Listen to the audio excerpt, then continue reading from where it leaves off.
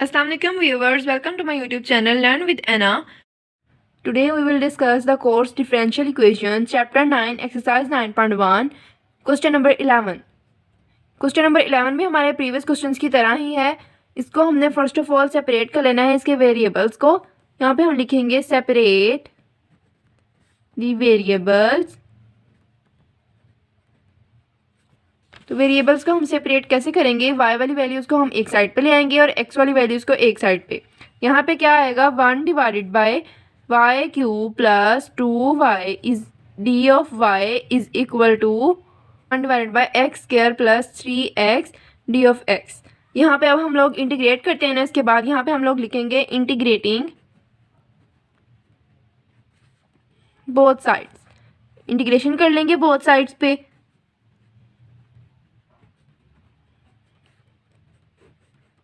X से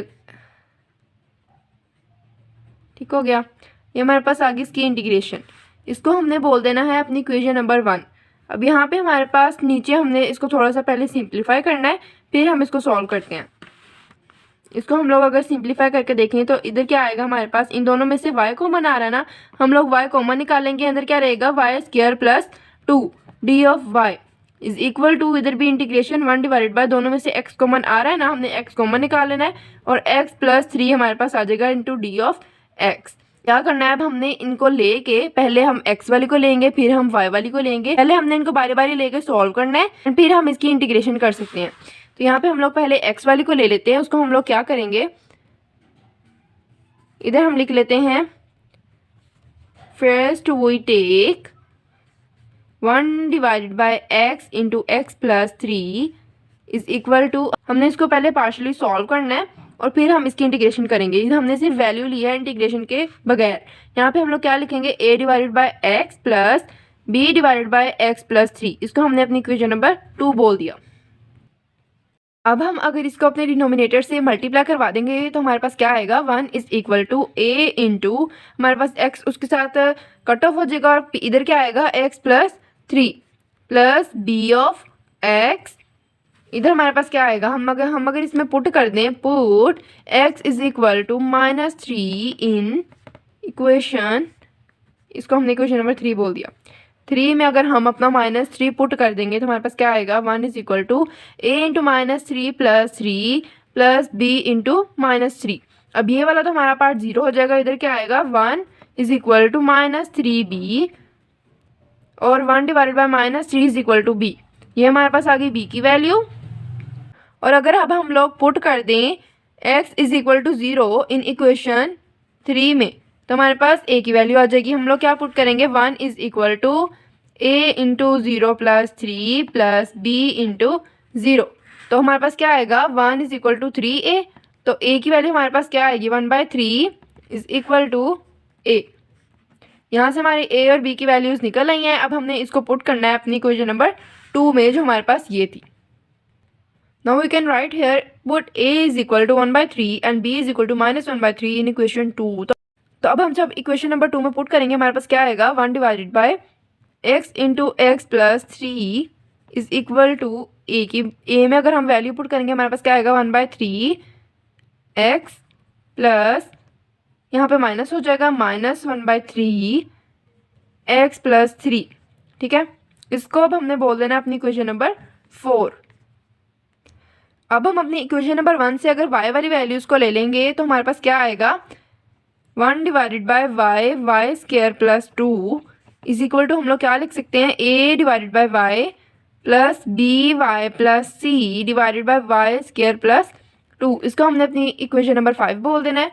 तो हम इसको सिंप्लीफाई करेंगे. हमारे पास क्या आएगा? 1 is equal to a into y square plus 2 b Y plus c के साथ भी y आ जाएगा और इसको हम अपनी इक्वेशन नंबर 6 बोल सकते हैं. अब हम लोग क्या करेंगे? यहाँ पे पुट करवाएंगे y इज इक्वल टू 0 को.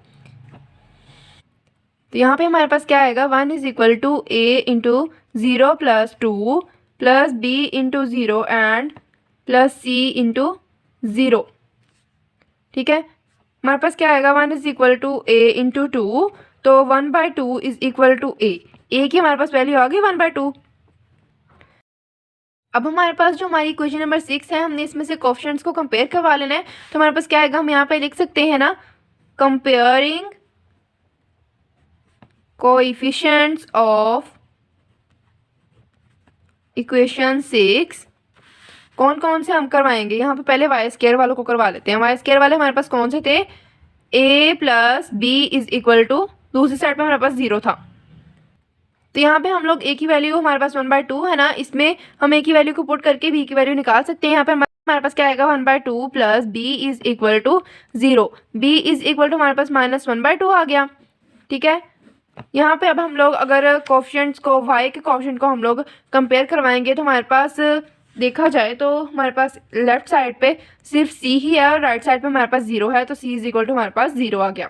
ठीक है, अब यहाँ पे हम लोग पुट करेंगे a is equal to 1/2, b is equal to -1/2 and c is equal to 0 in equation 6 में पुट कर देंगे। ठीक है, इक्वेशन नंबर 5 में पुट करेंगे हम लोग। ठीक है, 5 में, तो 5 में जब हम लोग पुट करेंगे हमारे पास क्या आएगा, 1 divided by y into y square plus 2 is equal to 1/2 y minus 1/2 y plus यहाँ पे c की जगह पे 0 divided by Y square plus 2। ठीक है, अब देखा जाए हम इसको थोड़ा सा अरेंज कर ले, हमारे पास क्या आएगा, 1 divided by 2 y minus y divided by 2 into y square plus 2। ठीक है, इसको हमने इक्वेशन नंबर 7 बोल देना है अपनी। अब हमने पुट करना है अपनी इक्वेशन नंबर 4 को, जो हमारी x वाली थी जिसको हमने सोल्व किया था, और 7 वाली जो y वाली थी जिसको हमने सोल्व किया था, इन दोनों को हमने अपनी इक्वेशन नंबर 1 में पुट करना है, फिर इसकी इंटीग्रेशन लेनी है। तो चले जी, अब हम लोग पुट करते हैं। हमारे पास क्या आएगा, integration of dy divided by y into y square plus 2 is equal to integration of dx divided by x into x plus 3। इसमें हमने वैल्यू पुट करनी है अपनी 4 वाली इक्वेशन की और 7 वाली इक्वेशन की। ठीक है, अब हम लोग पुट करते हैं, क्या आएगा हमारे पास, integration of 1 divided by 2 y minus y divided by 2 into y square plus 2 D of y is equal to, इधर आएगा integration 1/3x minus 1/3x plus 3 d of x। देखिए तो यहाँ से 1/2 कॉमन आ रहा है और हम 1/2 कॉमन निकाल के इन दोनों को सेपरेट कर देंगे। तो क्या आएगा, 1/2 जब कॉमन निकलेगा इसमें से, तो इंटीग्रेशन ऑफ 1/y माइनस 1/2, इधर से भी कॉमन निकला, इधर dy लिख लेते हैं अलग से, 1/2 इधर से भी कॉमन आएगा और इंटीग्रेशन होगी y divided by Y square plus 2 into d y is equal to, यहाँ से 1/3 कॉमन आ रहा है तो यहाँ पे भी 1/3 कॉमन निकाल के integration of 1/x into D x minus 1/3 integration of 1 divided by x plus 3 d of x।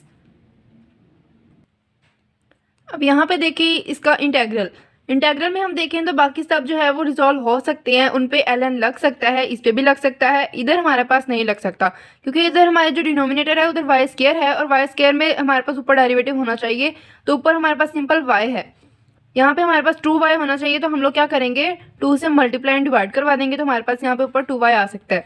यहाँ पे हम लोग इसको अरेंज करके दोबारा लिख लेंगे फिर से, इधर हमारे पास 1/2 integration of 1/y d y minus, इसको जब हम बाय डिवाइड करवाएंगे बाय 4 हो जाएगा और अंदर हमारे पास 2y हो जाएगा, y square plus 2 d y is equal to 1/3 integration of 1/x d x minus 1/3 integration of d x divided by x plus 3। अब हमने इसकी इंटीग्रेशन कर लेनी है। इसकी इंटीग्रेशन क्या आएगी, 1/2 ln y minus 1/4 ln y square plus 2 is equal to 1/3 ln लग जाएगा, इधर भी ln लग के हमारे पास क्या आएगा, x माइनस 1/3, इधर भी ln लग जाएगा और ln लग के हमारे पास आएगा x plus 3 plus constant of integration भी हम ln में लेंगे तो ये हमारे पास ये आ गया। ठीक है, अब हम देखें तो यहाँ पे हम लोग लिख सकते हैं ना, ln y 1/2 minus ln y square plus 2 1/4 is equal to ln x 1/3 power में minus ln x plus 3 1/3 plus log of c। अब हमने क्या करना है, यहाँ पे ये माइनस है तो ये डिवाइड हो जाएंगे, इधर क्या आएगा ln एक ही लगेगा और हमारे पास क्या आएगा y 1/2 divided by Y square plus 2 whole का हमारे पास पावर आएगी 1/4, ठीक है, इज इक्वल टू ln एक ही बार आएगा, ऊपर हमारे पास आएगा x 1/3 divided by x plus 3 की पावर क्या आएगी 1/3 प्लस ln c। अब हमने यहाँ पे ln एक कर लेना है, यहाँ पे हमारे पास ऐड हो रहे हैं ना, तो ये c इसके साथ मल्टीप्लाई हो जाएगा, हमारे पास क्या आएगा ln y की power 1/2 divided by Y square plus 2 की power 1/4 is equal to ln c x 1/3 divided by x plus 3 की power 1/3 is the answer of this question. I hope you all understand this question. Please like this video and don't forget to subscribe the channel. Thanks for watching.